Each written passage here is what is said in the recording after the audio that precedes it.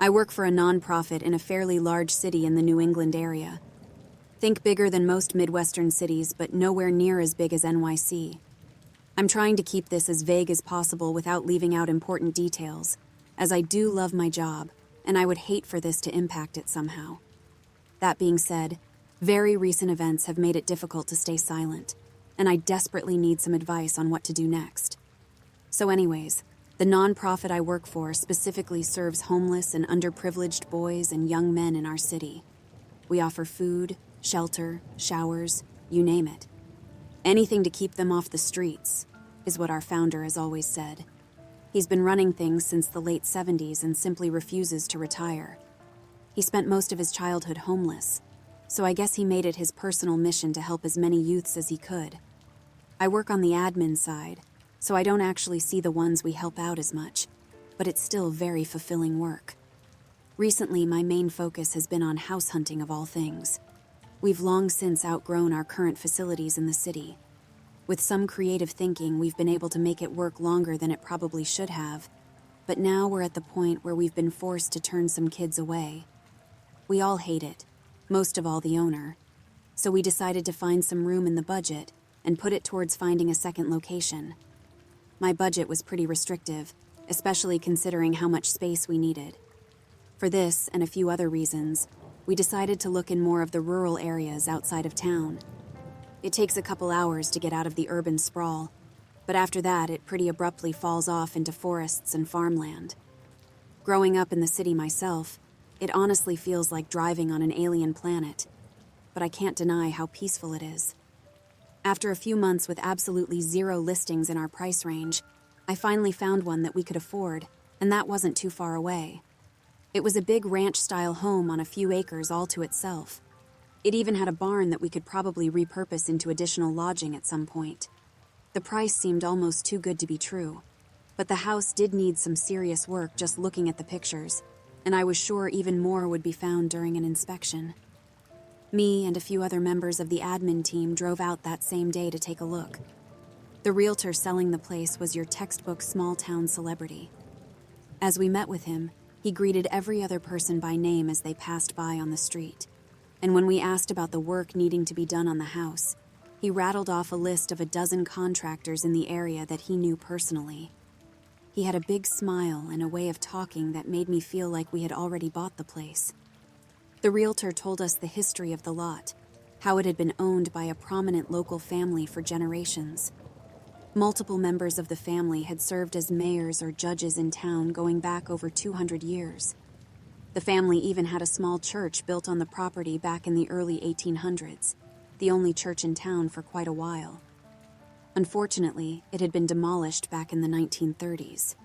He said the foundation is still out in the wooded area of the lot somewhere, though it's pretty much entirely grown over with grass and other foliage now. I asked why the family had decided to sell the place after so long, and he told us how the only remaining descendants had passed away recently with no apparent heirs, and they willed it and everything else they had to the town. There was some push from the locals to turn it into a museum, but the city council didn't figure they really had the tourism draw to keep such a thing going. The realtor said he was surprised to hear back on the listing so quickly since everyone seems to be moving to the city, not so much the other way round. We asked a few more questions and pretended to take the night to mull it over, but we were already sold. Even after the inspections and all the estimates, it still came in just under budget. It needed a lot of work for sure, but it had that rustic charm. Or maybe the realtor was just really good at selling things. The other admins were already drawing up plans of how everything would be situated and the best ways to utilize the space. We called him back first thing in the morning.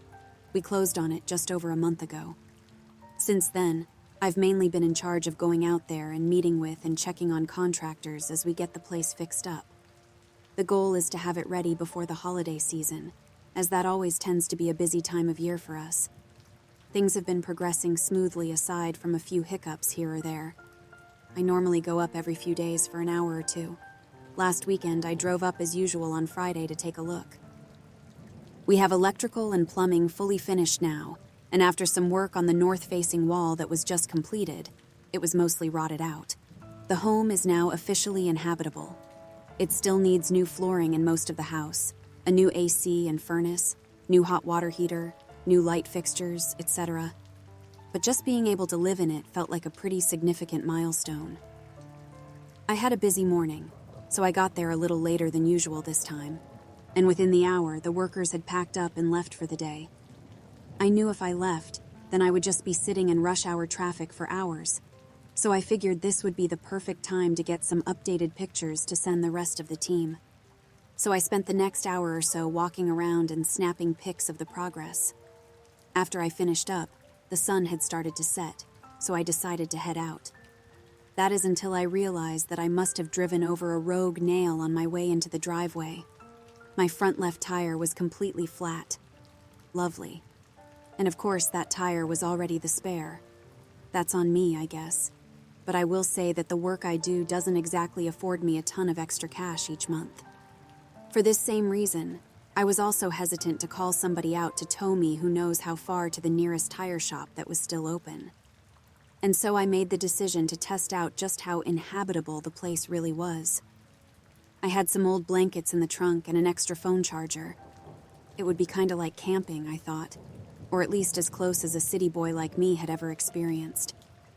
I called the others at work and let them know, half hoping one of them would offer to drive out and pick me up. No luck. While I still had some light, I walked back down the winding driveway to close the main gate by the road. Then I brought the blankets in from the car and set up a small sleeping area in the living room. All in all, it was comfortable enough. It was a bit drafty, and the place creaked and moaned like any old house. I also found the moonlight peeking through the thick forests a little unsettling. The way the trees moved in the wind made my mind play tricks on itself, seeing figures in the tree trunks and movement in the branches. I wished we had curtains I could pull shut to stop the shadows from dancing across the floor all around me.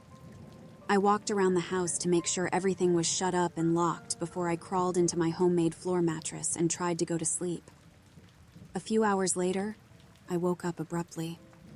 It felt like that telltale sensation of falling that jolts you from a dream, though I didn't remember dreaming anything just prior. It took a minute for me to calm myself back down, and I decided I might as well get some water before I went back to sleep.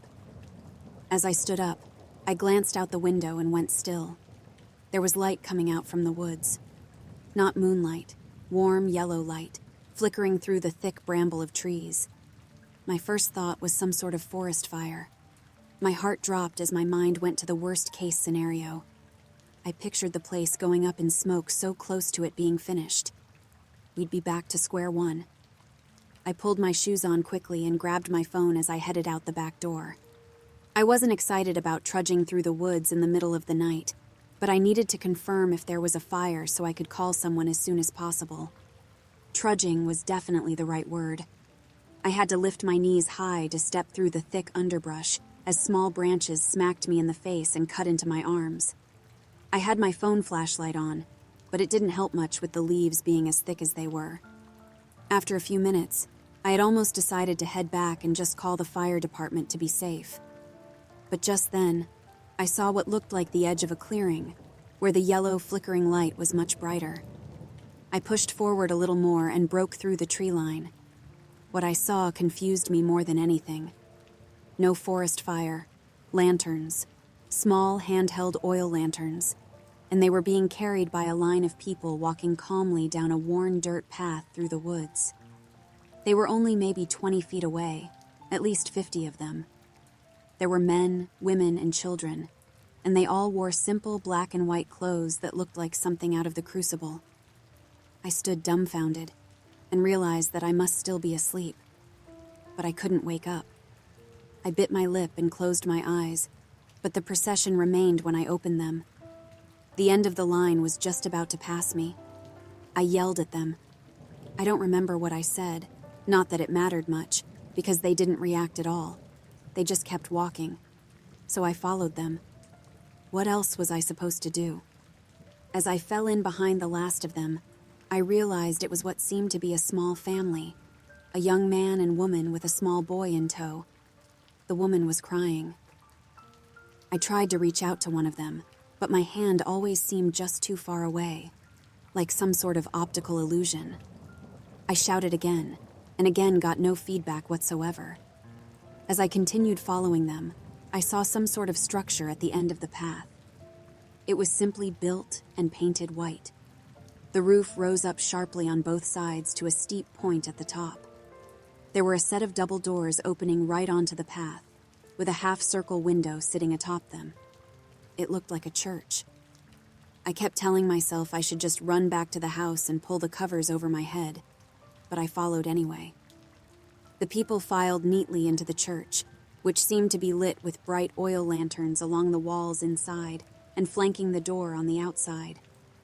As the congregation entered, they snuffed out their handheld lanterns and bowed to a man at the door. It took a few minutes to get to the front of the line, and the family in front of me also bowed.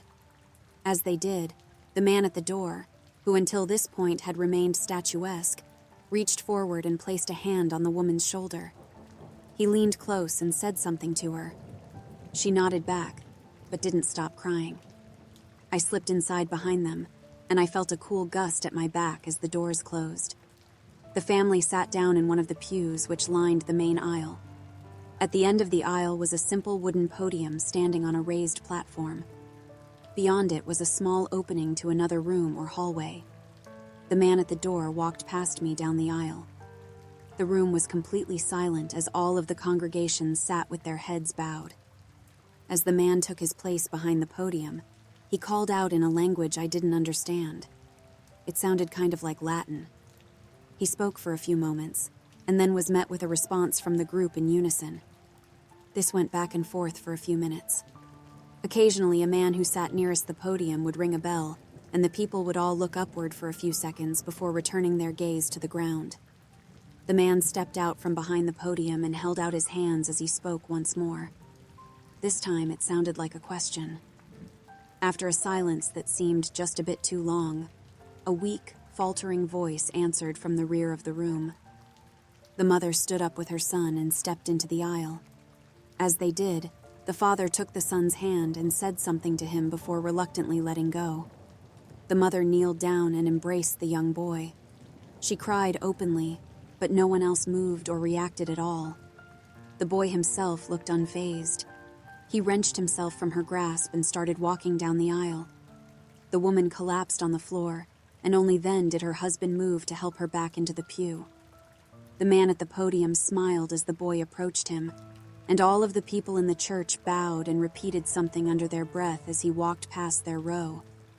The man at the podium took the boy's hand and led him through the opening at the back. For a few minutes, no one moved or spoke. It felt like an eternity, finally broken only by the ringing of the bell once more, though this time it echoed from far away. In unison, everyone in the church stood again and began filing into the same opening. The tension wrapped tightly around my chest. I began running through the crowd towards the back of the church. As I passed by people, it seemed as though I partially moved through them somehow, and my whole body shivered. I reached the open doorway and found only a small room, not much bigger than a closet. But set into the ground was a large wooden hatch held open with a metal hook on the wall. Carved stone steps led down into an inky abyss.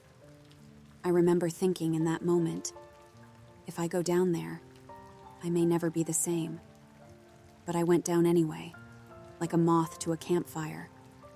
The steps led down deeper than I thought, and they ended in a large stone room. Some of the congregation was already here. They knelt on the cold, hard floor with their hands flat on the ground in front of them. As more entered, they assumed the same position. Beyond them, the only light in the room came from a small candelabra. It sat on a wide stone altar. The boy lay on the altar with his eyes closed and his arms crossed over his chest. The man from the podium stood behind him and chanted something as he held a small metal pitcher above his head. On the wall behind them was a taxidermied bullhead with great big horns. Only the bottom of it was lit by the candles, and even glancing at it made me feel an overwhelming sense of dread. I looked away just in time to see the last of the group entering and kneeling down. It was the mother and father. They both moved as if partially comatose, almost trance-like. The man at the altar spoke once more. This time, there were no responses from the group. Every few sentences, he would stop and pour something from the pitcher onto the child in front of him. It looked clear, but it was thicker than water. The boy didn't react, even as the man poured the liquid over his face. After this repeated a handful of times, he upended the pitcher entirely and emptied it. He then turned from the boy and faced the bullhead mounted on the wall. He spoke once more, again sounding like a question, before he joined everyone else in kneeling on the ground with his hands forward. In a moment, all the air in the room seemed to evaporate. I couldn't breathe, and it sounded as if I was in a vacuum. My heart seemed to beat irregularly, and I nearly fell to the ground. And then I heard it, or I felt it, or I sensed it. I don't know. Something in the silence, a more intense pressure, like something pushing on my eardrums and my eyes at the same time. I tried to gasp as I felt my lungs flatten in my chest. I saw some of the people on the floor start to react similarly. And at the height of everything, I saw the candelabra tip over on its own and fall onto the altar. All at once, a cacophony of sight and sound erupted in the small room. The boy's body erupted in flames. People screamed, some in terror, though most in some sick sense of euphoria. The flames licked up onto the ceiling and spread along it, bathing the whole room in radiant heat. The boy's body convulsed and flailed. The man at the altar laughed as he danced around with glee, and the flames parted just enough to see the bull's head on the wall, fully illuminated in a dark red hue. For a split second, I swear I saw it move. My senses caught up to me and I ran from the room faster than I've ever moved before. I flew up the stairs, taking 2 or 3 with each stride. The screaming and laughing did not die down behind me. As I reached the top of the steps, I was relieved to find the hatch still open, and even more relieved to see the front door to the church once again open at the far end of the aisle. I continued running, nearly tripping and falling around the podium in my mad scramble. I never looked back, even as I found myself once again on the dirt pathway. I just kept running, even when I no longer knew where I was or where I was going. The path eventually ended, and I found myself back in the thick mess of trees. They cut into me even sharper than before as I pushed through frantically. By some miracle, I happened to spy the house again through the leaves. I ran inside and locked the door. I crawled into my blankets and stayed there unmoving for some length of time. After a while, I worked up the courage to glance out the window again for just a second. No light in the woods, nothing to see. I retreated to my safe space again. I didn't move until I saw sunlight through the threads of the sheets. That's where I am now, sitting on the floor in this empty house, wrapped in tattered old blankets. If I had fallen back asleep afterwards, I would have written it off as a nightmare. But I have the fresh cuts on my arms and legs and still wet mud on my shoes to prove otherwise. I don't know how, but it was all real. More real than anything I've ever experienced. I don't know what to do. Should I call the police? I want to tell the others at work, but I know they'll just think I've lost it. Part of me thinks I should go back out and see if anything is still there. Get some pictures or something. But the thought of going back there makes me sick. There's something in the woods, and I think it's been there a long time.